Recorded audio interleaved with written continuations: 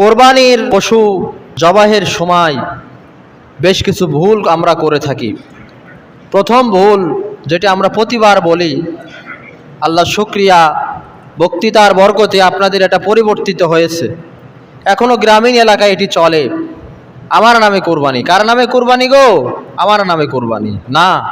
ফাসাল্লি লিরাব্বিকা ওয়ানহার, নামাজ পড়ো আল্লাহর জন্য, কোরবানি করো আল্লাহর জন্য। ইন্না সলাতি ওয়া নুসুকি ওয়া মাহইয়ায়া ওয়া মামাতি লিল্লাহি রাব্বিল আলামিন, নিশ্চয় আমার নামাজ, আমার কোরবানি, আমার বেঁচে থাকা, আমার মরে যাওয়া সবটাই একমাত্র আল্লাহ সুবহানাহু ওয়া তাআলার জন্য।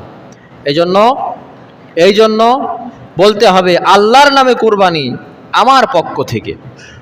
কোরবানি কার পক্ষ থেকে হবে? অনেকে বলে আমার স্ত্রীর পক্ষ থেকে দাও গো, মায়ের পক্ষ থেকে দাও গো, বাপের পক্ষ থেকে দাও গো। বিষয়টি এমন নয়। যার উপরে কোরবানি ওয়াজিব, যার টাকায় কোরবানি, তার পক্ষ থেকেই কোরবানি দিতে হবে, তার পক্ষ এবং তার পরিবারের পক্ষ থেকে। নবী যেভাবে বলতেন, এই কোরবানিটি মুহাম্মদ সাল্লাল্লাহু আলাইহি সাল্লাম এবং তার পরিবারের পক্ষ থেকে।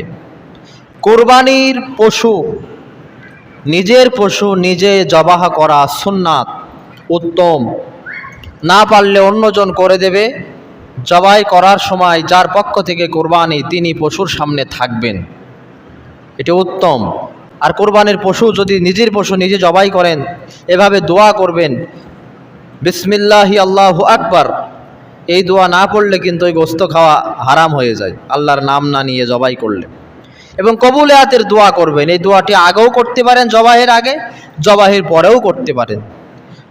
আল্লাহুম্মা তাকাব্বাল মিন্নি, যদি নিজে জবাই করেন, আল্লাহুম্মা তাকাব্বাল মিন্নি, আমার পক্ষ থেকে কবুল করো। আল্লাহুম্মা তাকাব্বাল মিন্নি ওয়া মিন আহলি, এবং আমার পরিবারের পক্ষ থেকে কবুল করো।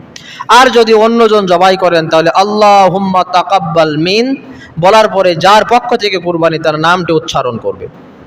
কুরবানি পশু জবাইয়ের সময় আমাদের যাতে এই বিষয়গুলো একটু সাবধান থাকে, সেটি হচ্ছে, যিনি জবাই করবেন অবশ্যই সেই ছুরিটি সুন্দরভাবে ধার দিয়ে নেবেন। ভোঁতা ছুরি দিয়ে জবাই করা নিষেধ। দেখেন ইসলামের নির্দেশনাগুলো কত সুন্দর। পিতামাতার সাথে এহসান করো, ভালো ব্যবহার করো, যেভাবে নবীজি, কোরআনে আল্লাহ বলেছেন, নবীজি বলেছেন, হাদিসের ভিতরে নবীজি বলছেন, তোমরা প্রাণীর উপরে এহসান করো জবাহের ক্ষেত্রে, তাকে কষ্ট দিও না। ভোঁতা ছুরি ব্যবহার করা যাবে না। 2 নম্বরে, পশুর সামনে ছুরি ধার দেওয়া যাবে না, এটি ঠিক নয়। যাকে জবাই করবেন তার সামনে ছুরি ধার দিবেন, এটি ঠিক নয়। 3 নম্বরে, এক পশুর সামনে আর এক পশুকে জবাই করা যাবে না। এই কথাগুলো কিন্তু আমি আগে কোনোদিন আপনাদের বলিনি, আমার পড়ালেখায়ও আসেনি, আজকে এসেছে বলে বলছি। এই যে একটা পশু, 2টা পশু জবাই করবেন, একটা পশুকে সামনে রেখে আর একটা পশু জবাই, এটা উচিত নয়, অনুত্তম।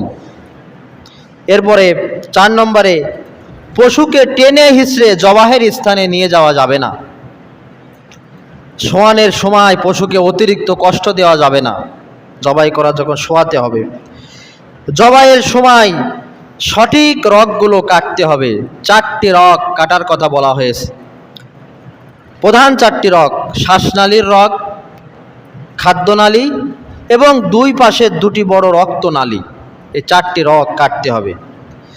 পশুর প্রাণ পুরাপুরি বের না হওয়া পর্যন্ত তার পায়ের রগ কাটা বা চামড়া ছোলার কাজ করা যাবে না। আরেকটি কমন ভুল আমরা অনেক সময় করি, জবাই করার পরে পশুর ঘাড়ে, মেরুদণ্ড এবং গলার ভিতরে, গলার রগে ছুরি দিয়ে বা শিক দিয়ে খোঁচা মেরে দিই। উদ্দেশ্য কি? রক্তগুলো তাড়াতাড়ি বেরাবে, পশুর হাত পা নাড়া তাড়াতাড়ি বন্ধ হয়ে যাবে, চামড়া ছেলার কাজ তাড়াতাড়ি শুরু করতে পারবো। এই উদ্দেশ্যে এই কাজটা করে, রক্ত তাড়াতাড়ি বের করা। এটি শরীয়তের দৃষ্টিতেও নিষেধ, অপছন্দনীয়, এবং আধুনিক চিকিৎসা বিজ্ঞানের দৃষ্টিতেও এটি ক্ষতিকর। ক্ষতিটা কি? বিজ্ঞানের দৃষ্টিতে ক্ষতি কি? শরীয়তের দৃষ্টিতে পশুর প্রাণ সম্পূর্ণ বের হওয়ার আগে তাকে খোঁচা দেয়া পশুর উপরে অত্যাচার করা। একজন লোক মারা যাচ্ছে, তাকে আপনি মারা যাচ্ছে, দেখছেন মারা যাচ্ছে, এরপরে তাকে আপনি আবার পিটাচ্ছেন, এটা আপনার দৃষ্টিতে কেমন লাগে? অমানবিক। মানুষের কাতারে আপনি পড়েন না, সবাই কথাই বলবে। একই কায়দা একটা পশু, সে হাত পা ছিটিয়ে নাড়াচাড়া করবে স্বাভাবিকভাবে, কারণ যখন জবাই করে দেওয়া হয় তার প্রধান টার্গেটই থাকে উঠে লাভ দেব, এজন্য সে উঠতে চায়, পারে না, হাত পা নাড়ায়, গরু ছাগলগুলো, মুরগির বাচ্চাগুলো, মুরগিগুলো। এরপর মেডিকেল সায়েন্স বলছে রক্ত দ্রুত বের করার জন্য আমরা যে খোসা দিই, এই খোসা দেওয়ার ফলে কি হয়? মেডিকেল সায়েন্স বলছে পশুর স্পাইনাল কর্ড বা মজ্জা ক্ষতিগ্রস্ত হয়, ফলে পশুর হার্ট বা হৃৎপিণ্ডের সাথে শরীরের নার্ভাস সিস্টেমের সংযোগ বিচ্ছিন্ন হয়ে যায় এবং হৃৎপিণ্ডর পাম্প এটি বন্ধ হয়ে যায়।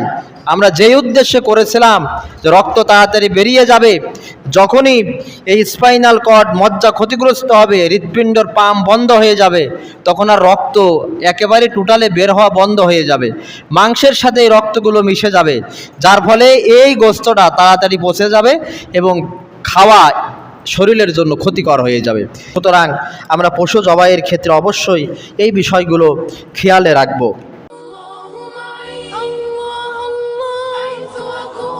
حيث أكون فحياتي حب